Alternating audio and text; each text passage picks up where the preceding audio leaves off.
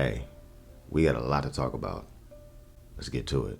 So the Warriors had a positive win against Memphis without Steph. And just when you think maybe they can get some positive momentum going, they get their backs blown out by 30 at home to the De'Aaron Fox-less Sacramento Kings.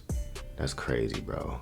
The bottom line is, this team is extraordinarily mid. As presently constructed, they ain't that good, bro. Steph said this team isn't built to come back from big deficits, which is basically a nice way of saying his roster ain't talented. I mean, what else can it mean? This roster is extremely flawed, and if you still don't believe it, take a look at this. Look at where the Warriors rank in the league in terms of layups and free throws. Look at this here, bro. This is insane. They're dead last, bro, by a very, very wide margin. Now, for those of y'all who needs a little bit further of an explanation of what you're seeing, the Warriors are basically by far the worst team in the league in terms of scoring layups and free throws. And now one of the few players on the team that's actually capable of getting to the rim is injured. Jonathan Kuminga, bro. After landing awkwardly in traffic versus Memphis, Kuminga has what's been specified as a significant ankle sprain. He's on crutches, and he's been ruled out for at least the next 11 games. The time is just unfortunate, man, because JK is playing the best basketball of his career, and it sucks that he won't be able to continue to stack the momentum. He's stringing together good game after good game. As I showed you on a graph, Golden State's the worst team in the league in terms of getting free throws and layups. And outside of Steph, Kuminga's their best guy at doing that. Without him and his constant rim pressure, Golden State's offense is going to be abysmal.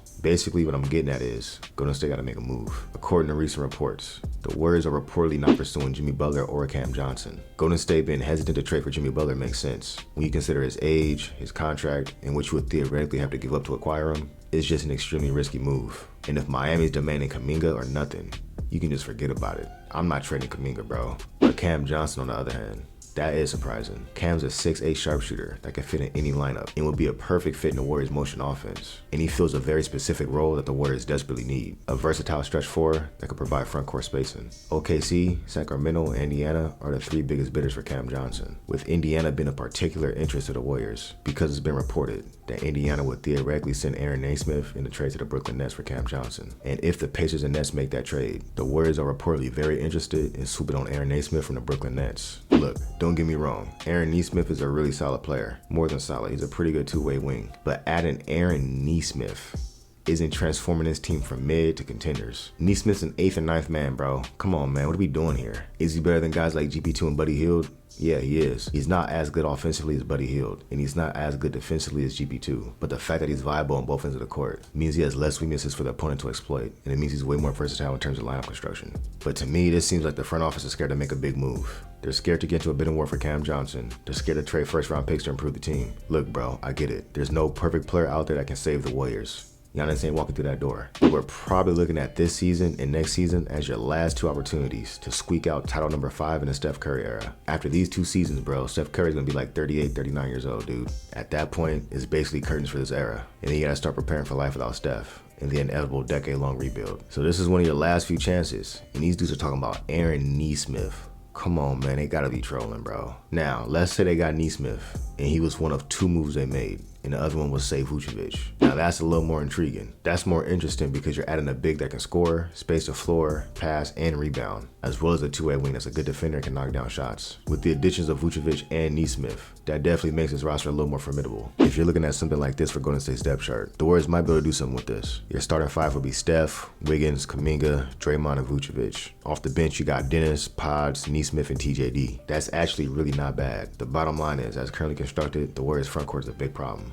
TJD has had his moments this season, but he's not a starting caliber center for a team with playoff aspirations, let alone title aspirations. His finishing around the rim on non-dunks is terrible. When you combine that with his lack of spacing, terrible hands at times, and inconsistent defense, on top of his flaws being amplified by playing up next to Draymond, who also can't finish or score consistently, it's just too clunky of a pairing offensively. This makes TJD much more suited to come off the bench to match up against backup centers. I look at TJD as a really good backup center that's capable of filling in for stretches as your starter. But on this team especially, with Draymond as your starting power forward, you gotta bring in a center that's better than TJD so you can move him to the bench. And that's Vucevic. Upgrading to Vucevic as your starting center with TJD off the bench, that makes your front court a lot more dynamic offensively. Vucevic is a great compliment next to Draymond. Yes, Vucevic isn't a great defender, but the theory and the hope is that Draymond could cover from defensively. And on the other end of the court, Golden State actually has an offensive-minded center that the other team has to account for. When was the last time the Warriors had a center that was a scoring threat? Watch DeMarcus Cousins, David West. Like, come on, bro. It's been too long. The team just isn't talented enough anymore to mask these obvious flaws. And with the league playing more and more 5-out offense, having your starting power forward and center be non-scoring threats and non-shooters, you're not getting away with that anymore, bro. The jig is up. So Money Mike, make it happen. Go get Bucci Mane. Anyways, that's all I got for y'all. If I entertained you or you learned something new, do me a favor. Hit the subscribe button. Also join my membership to support the channel. And follow me on Instagram if you want. I'll hot you on the next one. Peace.